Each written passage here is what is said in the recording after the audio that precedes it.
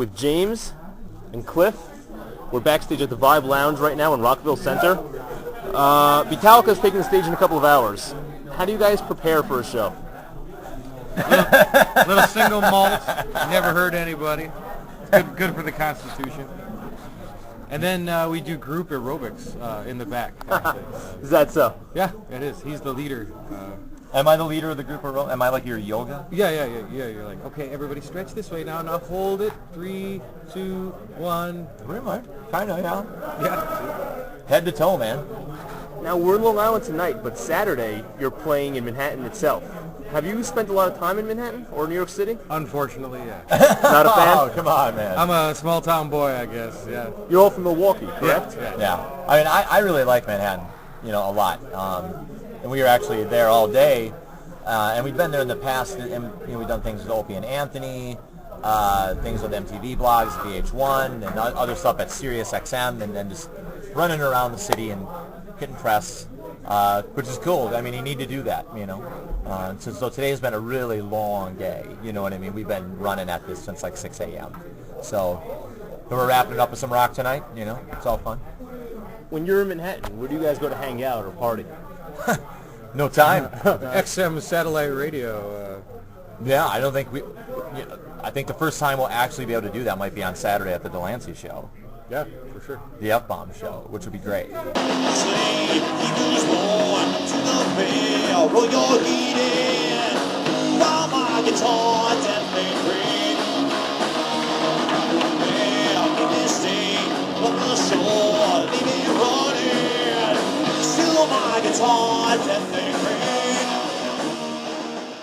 The concept behind the band is the Beatles meet Metallica.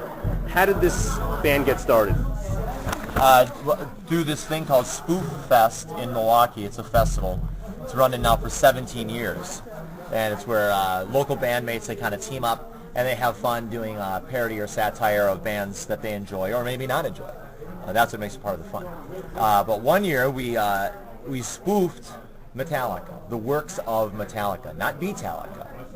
And to up the ante a little bit, because the festival is held near April Fool's Day, whatever weekend that is, we made some MP3s, April Fool's MP3s, of what would Metallica do for a joke on April Fool's Day and have some fun. And we made these things and just handed them out, mashing up these songs.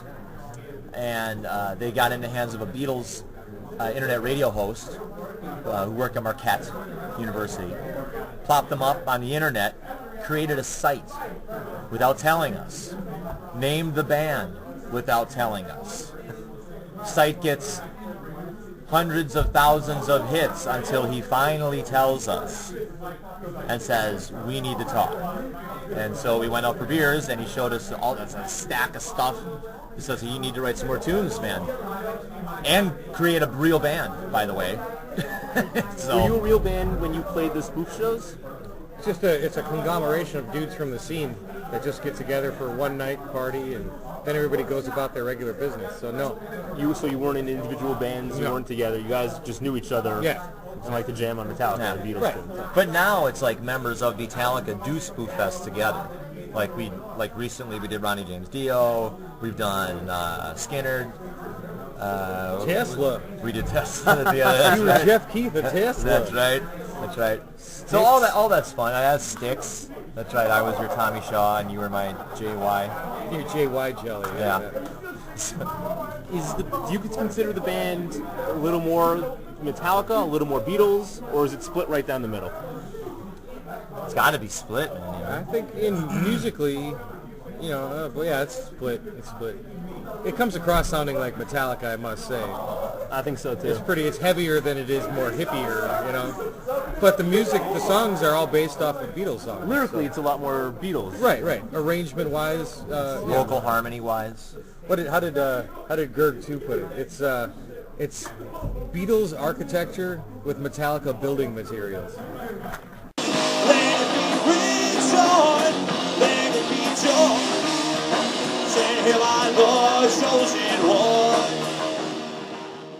The Beatles were pretty well known for liking LSD.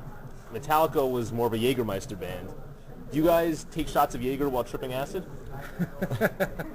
Whoa. Hasn't happened yet, but that sounds delicious.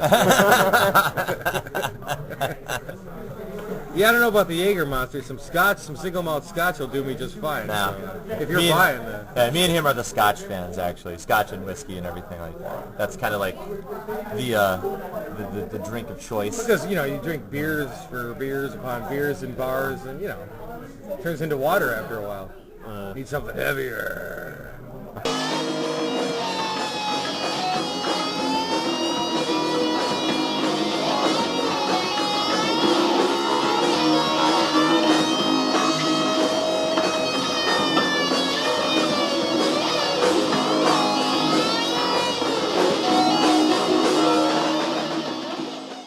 Do you think you'll inspire a new wave of tribute bands? Maybe the Rolling Slayers or Leonard Sevendust? We already have. We know that. Because bands contact us to tell us that. Which, like, for example? Minor Death, Minor Threat, and Megadeth. This kid contacted me to form Minor Death. Really? There's 3 Beatallica cover bands. Beatallica has cover bands? Yes. Yeah, right. What's the chances of that? Wow. I'm very impressed. And it's not just in the U.S. Like, one's in Argentina, one's in the U.K., and one's in Asia. And they contacted us to get our permission to be a Beatallica cover band. And you signed off on all of it? We just told them to send a video because I got to see that shit, dude.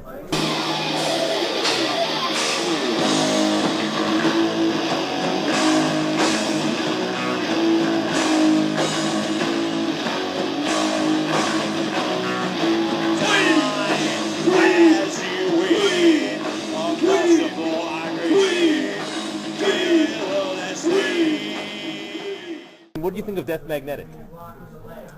I like Death Magnetic. I think it's the best work that they've done since the Black Album. You like the Better Than Load and Reload? Yes. Oh yeah, I think it's sonically And better. and, I think the songs just they're a bit more to me they're a bit more cohesive, and the way the album's laid out, I think that's an important part of a product. You can have a bunch of good songs, but if you don't lay them out correctly, sometimes you lose a good flow. And I think Magnetic has a better flow to it than Load or Reload. And again, just sonically, I think it just punches you more. It gets you right here more. I like that they're letting the bass come through more. They're actually turning the bass up in the monitors nowadays instead of just cutting them out in the olden days. So that's a positive thing for me.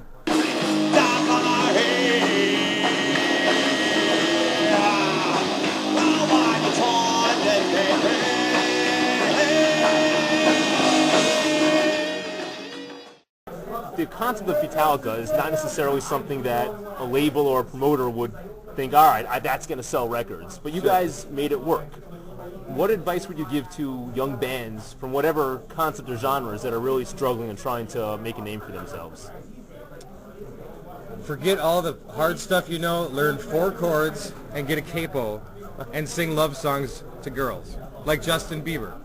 Look at him. He's making millions. He's making bank, man. He's not wasting his time in little clubs like this. He's playing arenas. He's got Ludacris singing with him. That's the way to go. If I was 14 again, take the easy road, kids.